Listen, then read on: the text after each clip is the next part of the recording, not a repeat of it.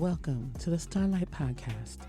Here we discuss the effects of modern culture on our mental, physical, psychological, and spiritual lives through a traditional Kemetic perspective. We hope to provide insight into what we have learned our ancestors did traditionally to live harmoniously with nature. Let the starlight illuminate your mind and shine on the path to help grow the seeds of change. Come join us in the light. Welcome, welcome, welcome, Udjahee. Udjahee is a traditional welcome. My name is Neferista Merusheta, and to my right is my brother. Hi, my name is Shimsaru Tankawur. And welcome to our very first ever podcast episode of the Starlight Podcast. So, hey, Shimsaru. Hey, Jerry. So, before we get started, I'm going to open the podcast the traditional way, and we'll open each and every podcast this way by giving great honor, respect, and reverence to our master and founder of the Earth Center's M-Tom School of Kemetic Philosophy and Spirituality, the Makaru, Neb Naba Lamoussa Morodenibig. He is why we are here today, being able to share this knowledge that we have. So we want to give great honor to him. We want to give great honor and reverence to our temple in Burkina Faso, West Africa, and also our temple here in the States, or what is traditionally known as the Ma'anu, as well as giving great honor, respect, and reverence to all of my ancestors that are here with me and the ancestors of my wonderful co-host Shemsaru.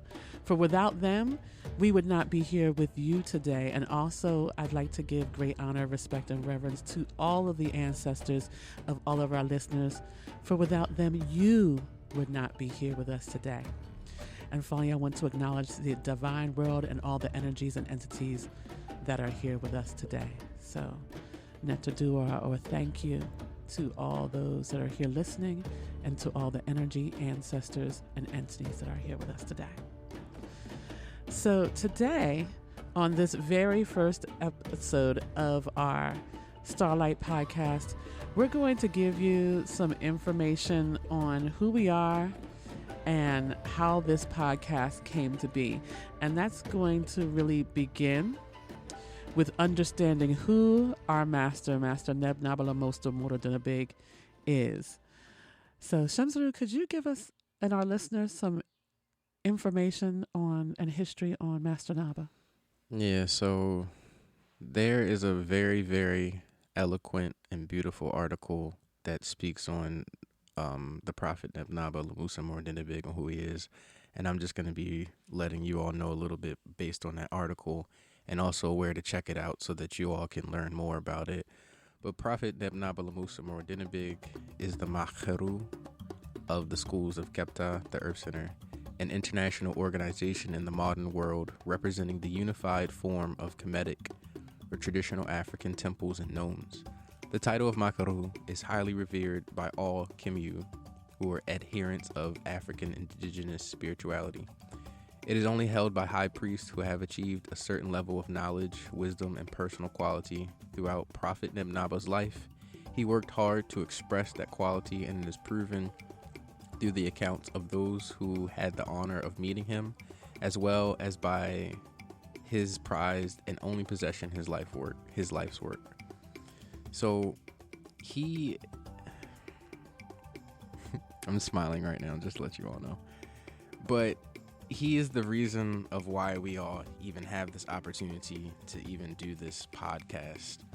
He is our master teacher and master healer, who really, in his lifetime, bridged the gap by paving a way for us to acknowledge any concept in the traditions of Kemetic spirituality and really what it means to do that.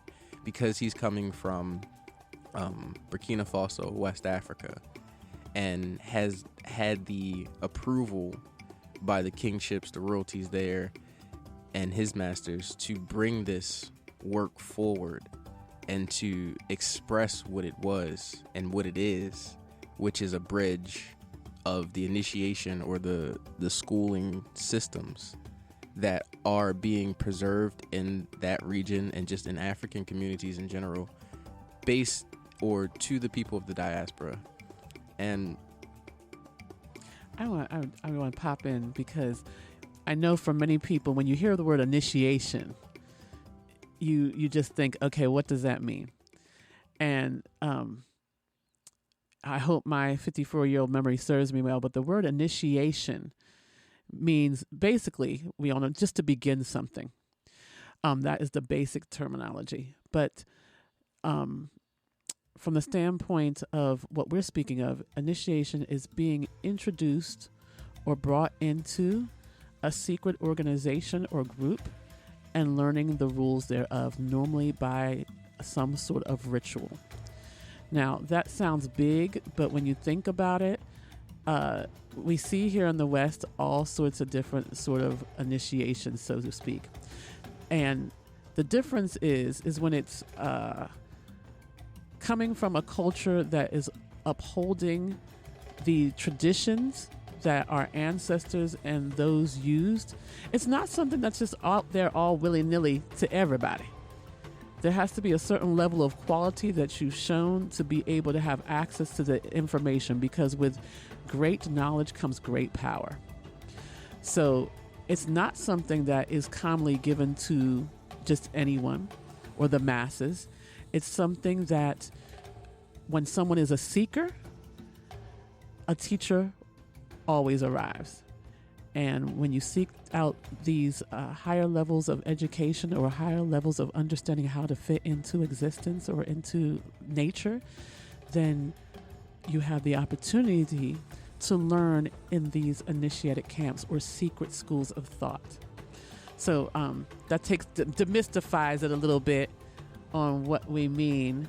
And Master Naba, as Shamsu was saying, is somebody who not only comes from a lineage that upheld these traditions for hundreds of thousands of years, but also showed the quality to be able to gain these things. So inside of that, I also wanted to talk a little bit about the Earth Center. The Earth Center is an organization that is actually promoting and preserving authentic Kemetic culture. And it's doing so by the branches of it, meaning there are 3 branches that make up the entirety of the Earth Center organization. The first branch is the MTOM schools. That's where you would go through the rites of passage or through the initiation, as Masini just said. Inside of that, you learn, there's 3 different classes where you learn bodies of information that has perpetuated society since human civilization has began, really. The second class that you'll learn is you'll learn the traditional healing techniques inside of that. And then we also have the course where you learn purification. What is that? What's the reason that we do it? Time. What's the reason that time relates to your spiritual activities and all of these types of things? So they'll learn many different things inside of the MTOM schools.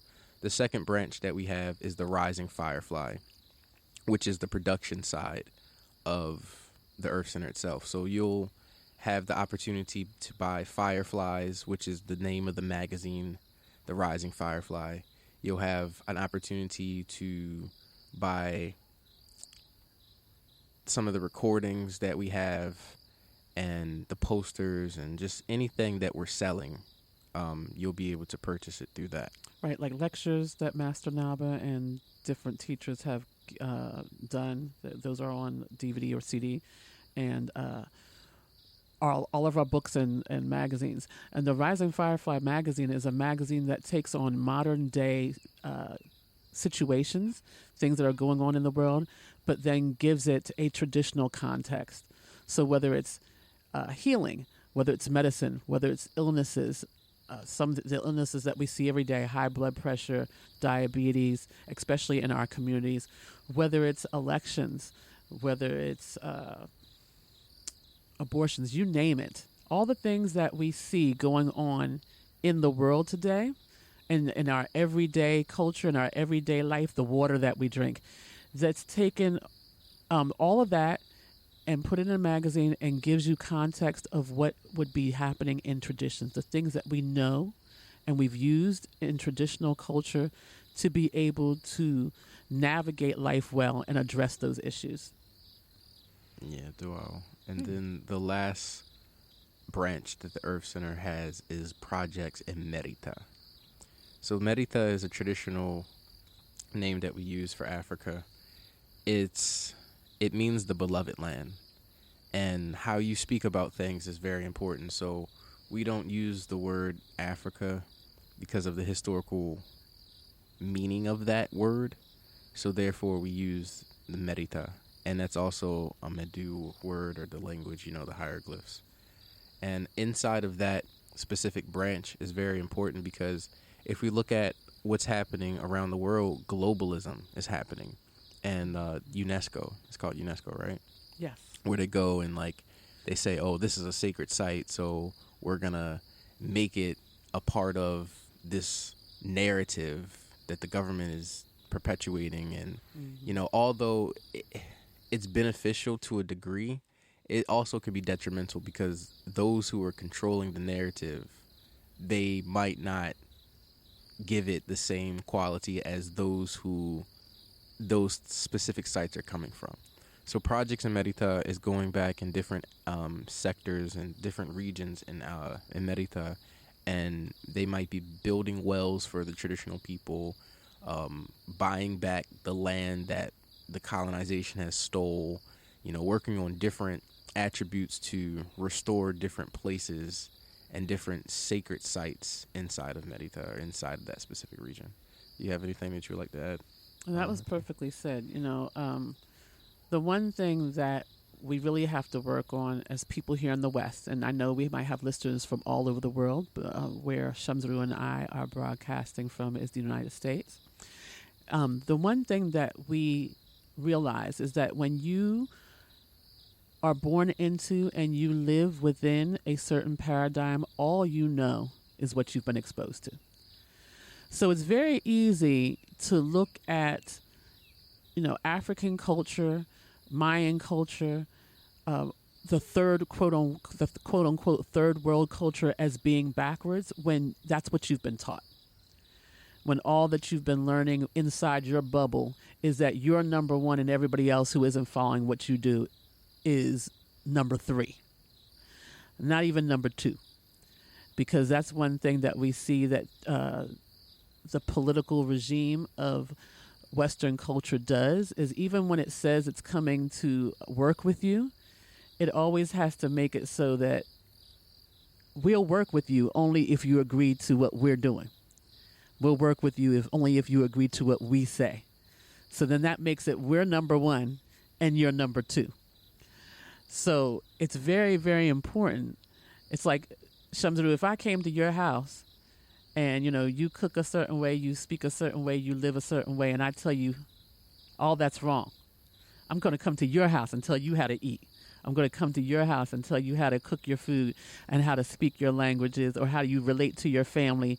I'm going to tell you that, your spirituality or what you do is wrong, and you got to do what I do. But I'm in your house. So that's one of the things that we see that UNESCO does, and a lot of the so-called organizations that are trying to, quote-unquote, save traditions.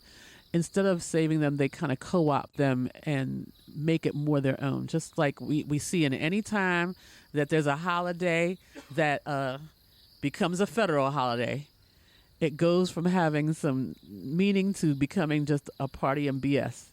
You have a cookout, get the good food, and you drink, and that's it. So what we understand is that Projects in Merita, its mission is to preserve traditional culture all over the world.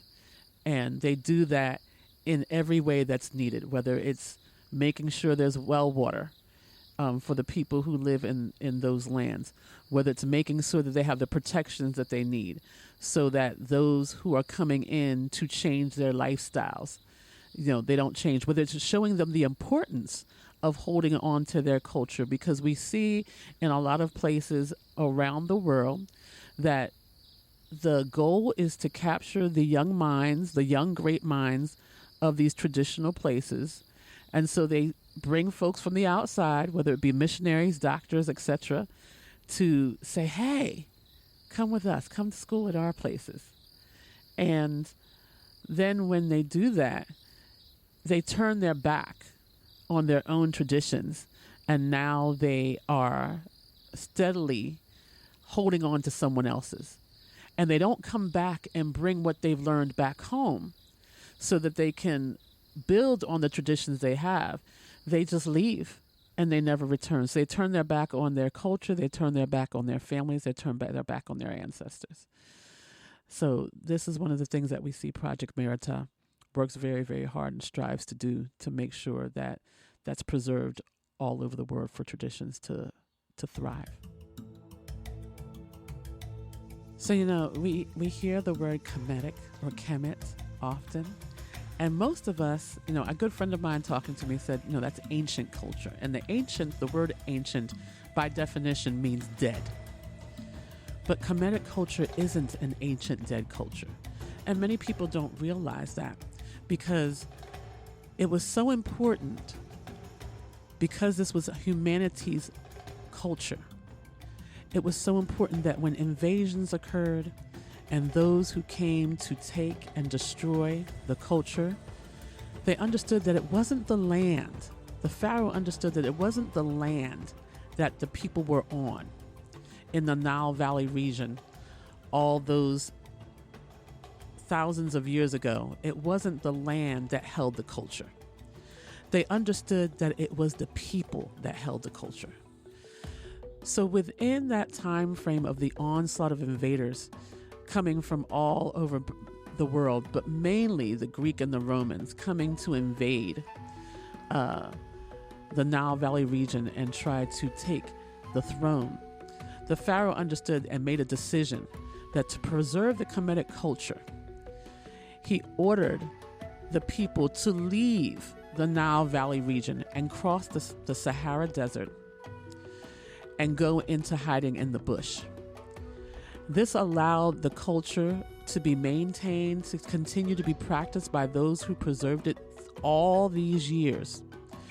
So that's something that the masses, in the world don't know, because until the Makru, you just only heard about Kemetic culture through Egyptologists.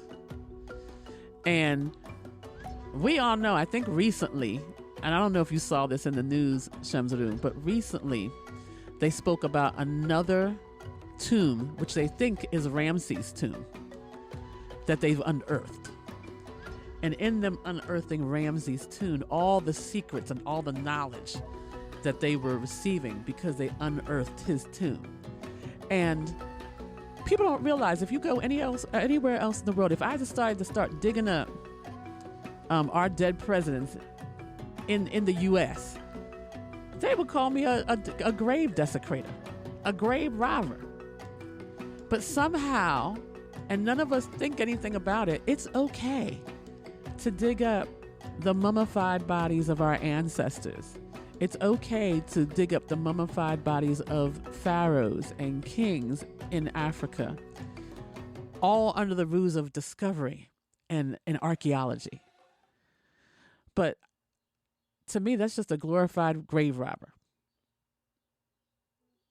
Because how can you say that it's okay to steal from someone else's culture, to take and rob their dead? So we even see that Egyptology is not really Kemetic culture. It is a corruption thereof.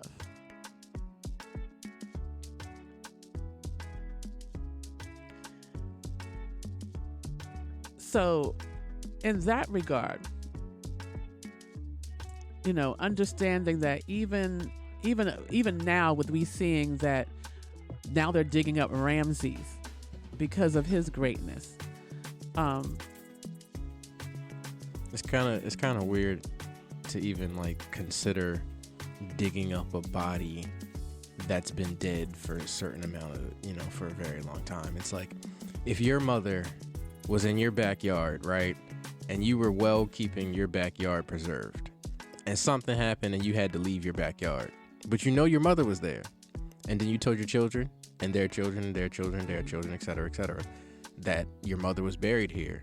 But then somehow invaders went to the place that you used to live, uncovered your grave of your mother and dug her up. Like how would you process that? Right. And it's kind of the same thing when it comes to what we look at as archaeology, that science or that study inside of the Western world. Like it's a weird concept and it's perpetuated as if it's something beautiful because we're looking at the ancient past. Like what Neferista was saying, like the Kemetic culture isn't dead. So it's old. It's very, very old.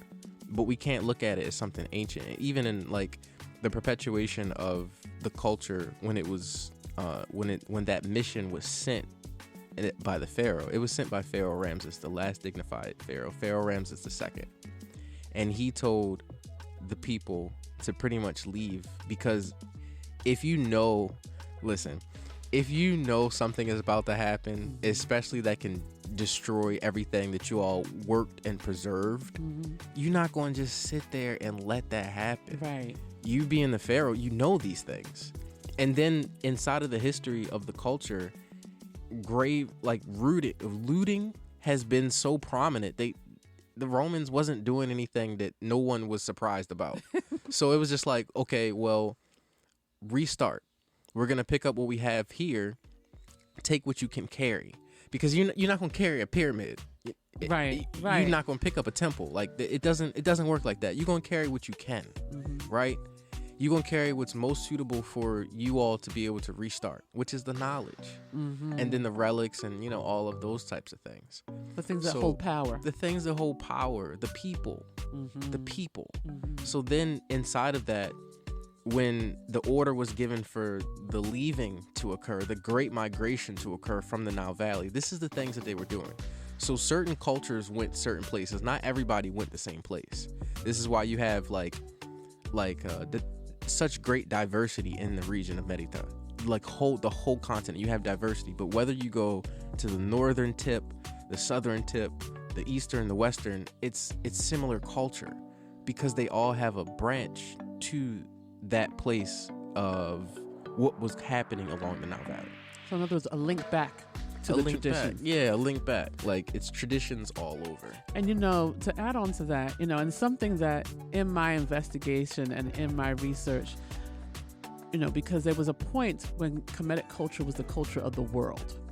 And that's hard for some people to wrap their mind around. But it's very easy for people to look in Australia and find pyramids. In Asian culture and find pyramids, in Mexico and find pyramids, in the U.S. and the United States in the Americas find pyramids, and no one's connected those dots and thought, if you have people who have similar things, why is that? It's the narrative. The narrative. It's so dangerous to have a narrative that says that all of these people, all of these places, all of these cultures, all of these historical sites were divided. Like, okay, you have technology that can build the pyramids and have them in relation to the celestial bodies. You have that on point, right? The pyramids, even if you look at like what they say about the pyramids, meaning those stones are not from that region. And then you have them so close together that you can't slide a feather or a piece of paper to, but then you say, oh, they were all divided. It just doesn't. We got to start thinking honestly about the situation that we find ourselves in. And to honestly think about this, if you have pyramids all in the places that Neferista just mentioned, and then it's not even just pyramids, you have temples, you have locations like Göbekli Tepe, I think it's called that, where it's like stone monuments that's being uncovered and discovered, I think in Turkey, that they say that predate the land and the people that are around there. But then they have animal relics, right? So it's like we have so many things. Right. Chichen Itza in Mexico. So many things. All sorts of things that show you that so many. Right? Oh my gosh. The traditional culture, and we see even on all those different areas, different geographical areas, we still see, and some of these cultures still maintain them, the honor of the ancestors. Yeah, the ancestral veneration. The ancestral veneration. Very, very, very important. The Celtic, with their ancestral veneration. So even we can see that this wasn't something that just black folks were doing, that just Africans were doing. Understanding that the importance of ancestors is something that was in every traditional culture and is still maintained in traditional culture to this day. So these are not cultures that were dead. Kemetic culture is not a culture that was dead, but that's a narrative that we've been sold because of those who wanted to dominate. And we see that it is so important for this knowledge to be back into the world. And that was one of the great things of Master Naba's work, because I recall being told a story when I was first started classes with the Earth Center. And as the story goes, there was a woman who came to the traditional village that Master Naba and his family and his people were from. And that woman was from the States, I believe. And she spoke about all the hardships, all the corruption that was occurring to the people of color. And as she spoke about these horrendous things, you know, the killings, the poverty, you know, the struggle and strife that was occurring, the village listened and was just appalled. But they asked, and hearing her saying all these things that were going on, well, what is your solution? Because if you're coming and speaking about something, you should have a solution. And she was silent. She didn't have a solution. And that moved Neb Naba Lamoussa Morodenibig. The fact that there wasn't a solution, understanding that modern culture or the culture of the West didn't have a solution for the depravity or how humanity had been falling into its corruption, from how we've become down in the mud. And with his discipline and with his quality, he is the only sanctioned or person who has been authorized Kemetic High Priest, Dogon High Priest, Master Healer, the Master of Geomancy, to be able to leave the village and then go reintroduce the sciences and this knowledge back to the world, back to humanity, so that we can then have a way to live harmoniously with nature. The only one. Imagine the level of quality he had to have the sanction of the royalty, the divinities, the ancestors, the permission to go and bring this back out to the world. And that's where we are today. You know, where we now have the opportunity to have this information given to us. So, you know, the answers are there. It's not dead. It's not gone. And for me, that's just amazing. Yeah. It's pretty amazing. I was going to say dope, but... You can say dope. I can say dope? You can say dope on this podcast. Listen, that's dope. I'm just saying. For all those who know, you know, this is the younger generation. We got to add a little bit of flavor in there. Yeah, my bad. I was holding it in. It sounded like... but yeah. It honestly... Like, you know, although I'm a student here at this school of MTOM, and I have been for about 6 years now, 6 or 7 years, something like that. Just thinking about it, it sounds like, nah, that's too good to be true. Like, what are you talking about? It sounds like Wakanda, you know, like, I know that they got that idea from the truth or from the traditions. But it seems like it's like, yo, what are you talking about? And don't let it be that big of a thing. Just know that like there were communities that were preserving the knowledge and preserving the secrets and preserving the things that they got from a very, very, very, very, very intelligent source. And to hit that with Wakanda. Listen, when Black Panther came out, Wakanda, right, and folks Wakanda'd it up.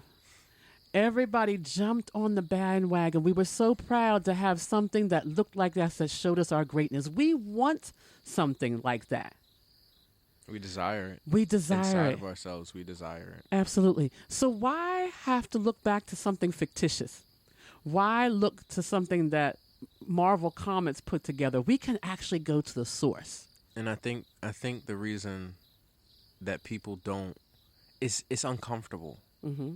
It's the same uncomfortability of the reason of why those in power, like let's say the colonial forces in power, won't go back to the traditions and bring, let's say, from museums, right? The Vatican is a very known spot that has a lot of things cultural from different communities.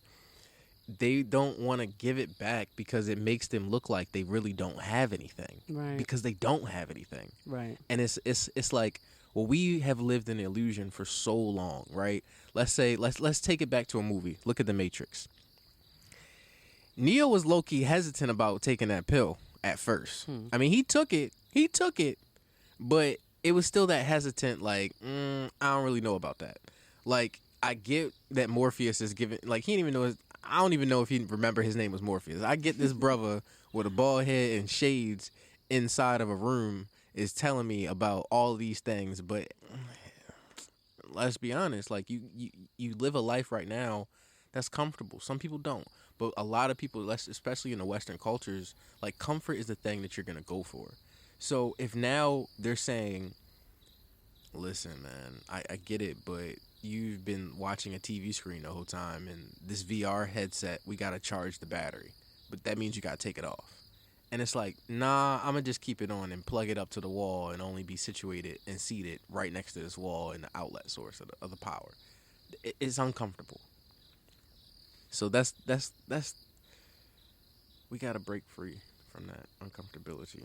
And, Wakanda's nice, but it's still the rendition of someone putting something together and giving you something entertaining enough for you to say, or for us to say, like, yo, that's cool, but I don't really know. Yeah, it's interesting they said that because when we think about, I had someone say to me when they met me, like, oh, wow, that's so cool that you're Afrocentric. And I thought to myself, I am not Afrocentric, but we're the only group of people who have a term that's outside of ourselves. And that's what happens when you no longer who you are. And, when you just are, you just are. No one could sit there and say to me, oh, you know what? You're arm-centered. You like your arm. Well, it's my arm. Wouldn't I like it? I don't have to shout it out or make it anything different because it's already a part of me. And that's the thing that Master Naba came to do, to give us back what we had lost, to remind us of who we are, to give us the things that we originally had so that we could elevate ourselves, so that we're not just being led by politics and the whims of government that sway and go back and forth to anyone's agenda at any time. At one moment, the law will say this is okay. Depending on who comes into office next, it'll be like, oh, nope, that's not okay anymore. This is the new law. And if they can't find a way for you to jump on the bandwagon, fear will be instilled in you to jump on the bandwagon. And most of us, like Shamsu was saying, we don't get a chance to look back. We're not taught to look back to understand the roots of things. So it's very, very easy then to be led in the direction that someone else wants to lead you. Because I'm pretty sure, Shamsu, if my great-grandfather came by and kicked your great-grandfather every day, Kicked him. And then when he died, he had taught his child to kick your grandfather What? every day, right? Kick your grandfather. And then when he died, he taught your dad, my dad, to kick your dad every day. Listen, somebody about to get punched. And then taught me to kick you every day. Wouldn't somewhere there you say, okay, wait a minute, this ain't right? Listen, we not about to do that. Huh? Like, we gonna find a way to, one, to not get kicked. Mm-hmm. Two, to retaliate. Mm-hmm. In a way that, maybe we don't go around shooting. Thou shalt not kill. But you're gonna stop someone from kicking you, right? We're just not gonna allow ourselves to be, especially if we see the cycle and it's written down because someone and my great grandfather was preserving the history and saying that a certain family came and kicked. Like, bro, we about to figure out a way to not get kicked. See, it made sense to you to say, let's look back in the history and see how long this has been going on. And that's the danger and the destruction of this place that we live in inside of the West, because they don't want us to have that. They tell us, and we do have it in a way because we can say, okay, there were slaves. And obviously, in the narrative of the slavery story that they give us, the slaves were forced to be brought here, and they went through some horrendous things. And if we know that, right? We know that. And then even after slavery ended, shout out to June 13th for Juneteenth, whatever it's June called. 19th. Shout out to Juneteenth. We know slavery ended, right? Allegedly. Or it just changed faces.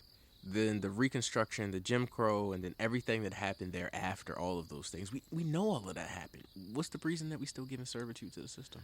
See, it's interesting you said that because I'm a woman of an older age. I'll say that. Seasoned, so to speak.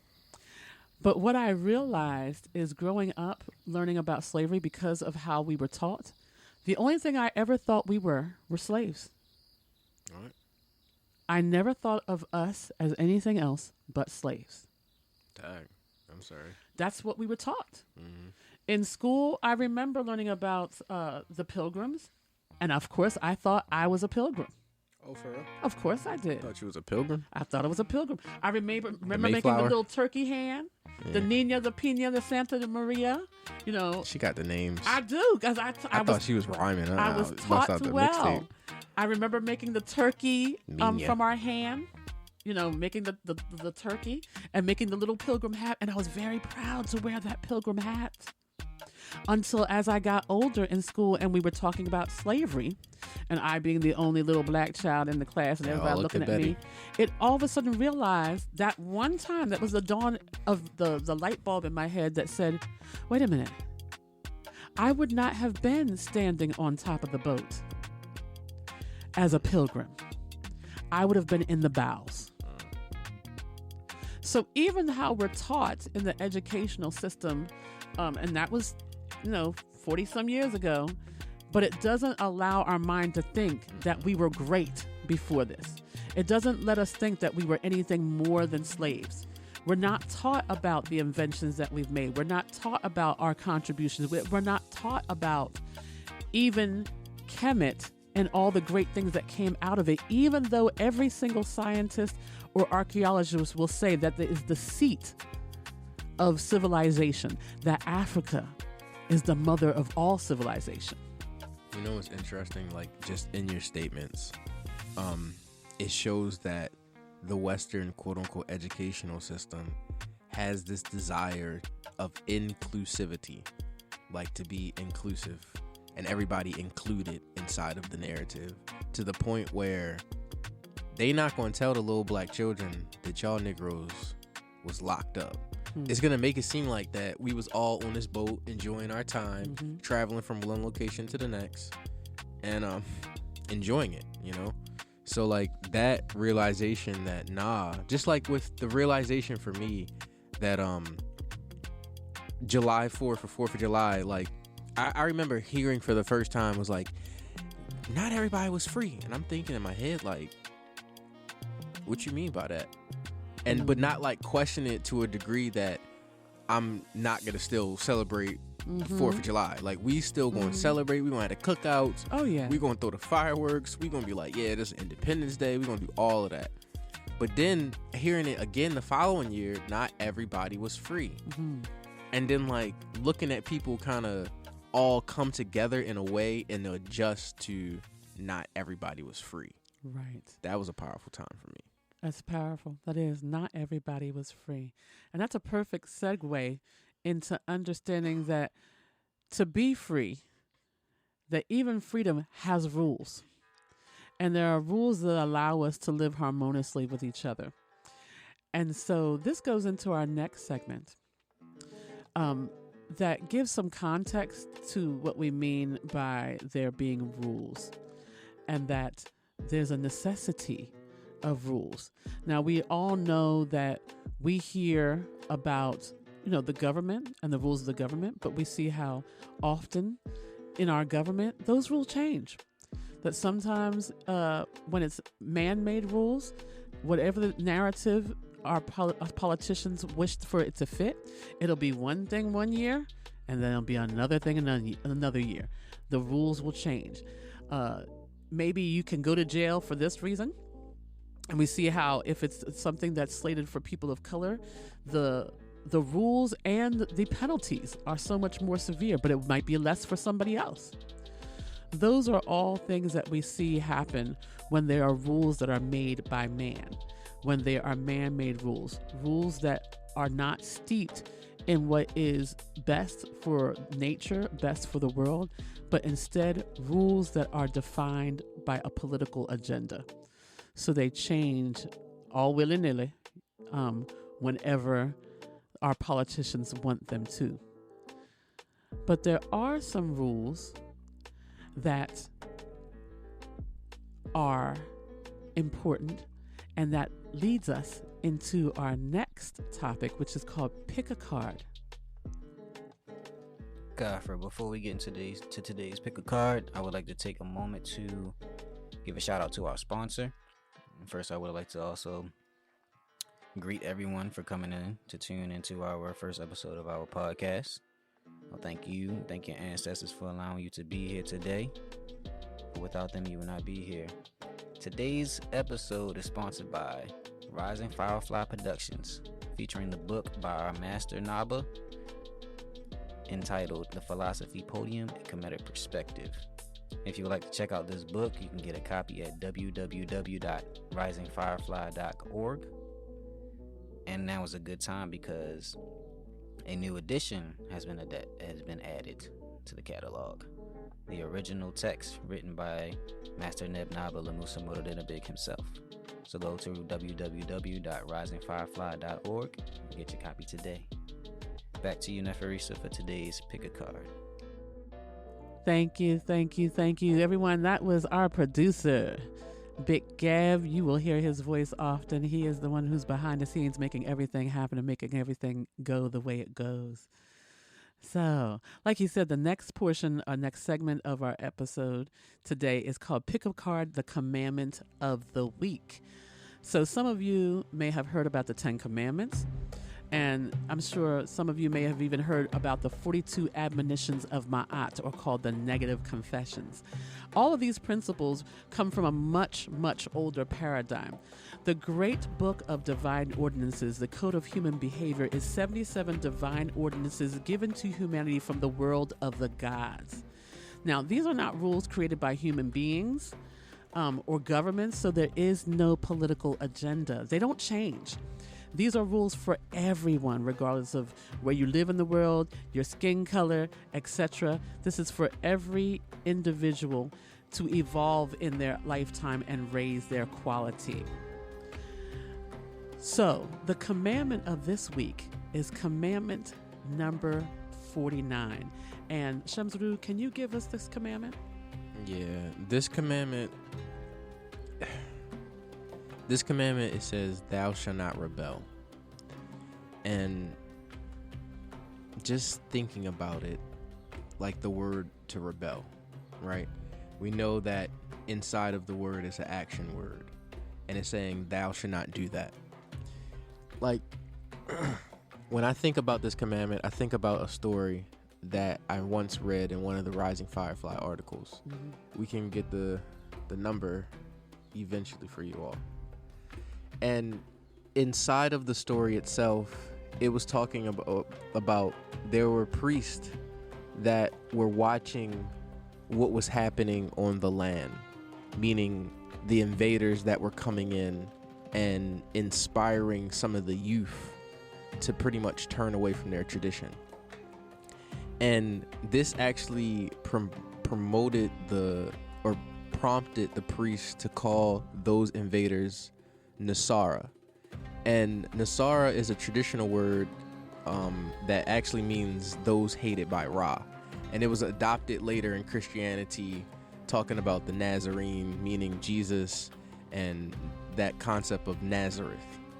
But its origins comes from Kemetic tradition and culture.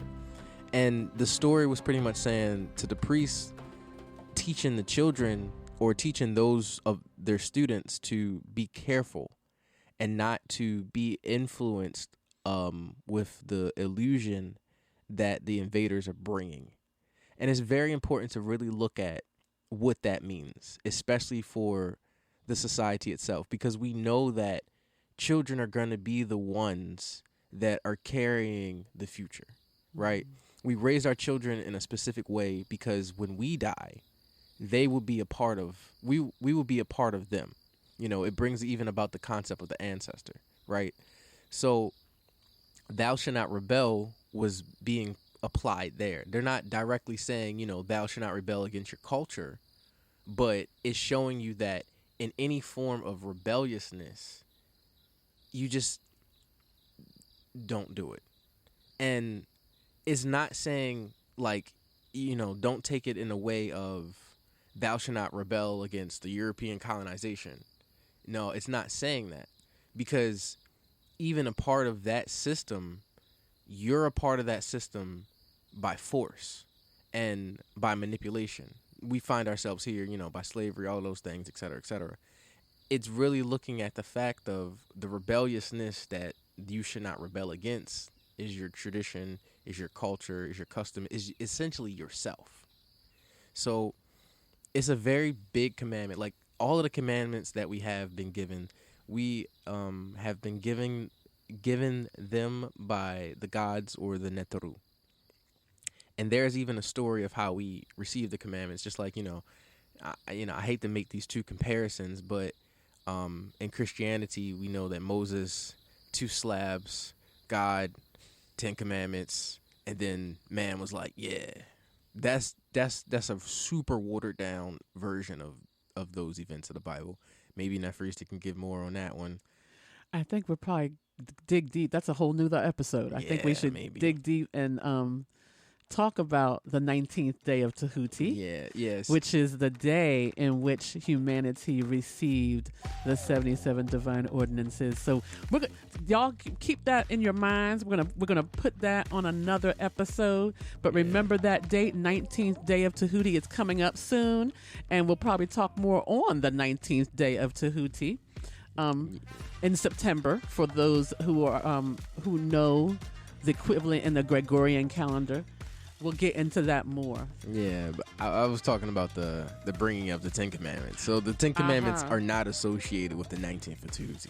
Not at all. Not at all. The 10 Commandments actually come from the 77, which you all have heard me speak of at the top of this. So just understanding that us as human beings, we can't just create something. No, our minds just don't create something new. If we don't have exposure to something, then we can't make it happen. So when you think about it, the wheel came from somebody seeing a rock roll down a hill, and then thought, oh, you know what? That's movement. Let me see if I can create something like that. An airplane came from just someone sawing the birds fly. Likewise, anything that we do or have done now, it has its roots in something else. But you have to be able to go back and look behind you. There's a saying that human beings cannot go anywhere. We leave a trail. Just like the elephant's tail dragging against the ground, or the alligator's tail dragging against the ground. It leaves a trail, and with that trail, you can see where it came from. So that's the same with us. So thank you, Shamsru, for that. Thou shalt not rebel. And just to even add on to what he said in regards to thou shalt not rebel, when you think about it, even the system that we were in, it goes against nature. It rebelled against the people and enslaved them. So the commandment itself would have applied to those people who then went around the world doing harm to others, rebelling against the culture that they already had in place, rebelling against the things that preserve life. You don't want to do that, because if you rebel against the things that preserve your life, if you go against the earth itself, then you are destroying yourself. Imagine the more we pollute the earth, whether it's through polluting the water, polluting the land, rebelling against the earth that gives us everything, then we no longer can survive. Because if this earth doesn't last, or if the crops can't grow, then we die ourselves. So it's a big concept. But like Shamsru had said, I encourage you all over the next couple of weeks to our next podcast to ponder the commandment number 49, thou shalt not rebel.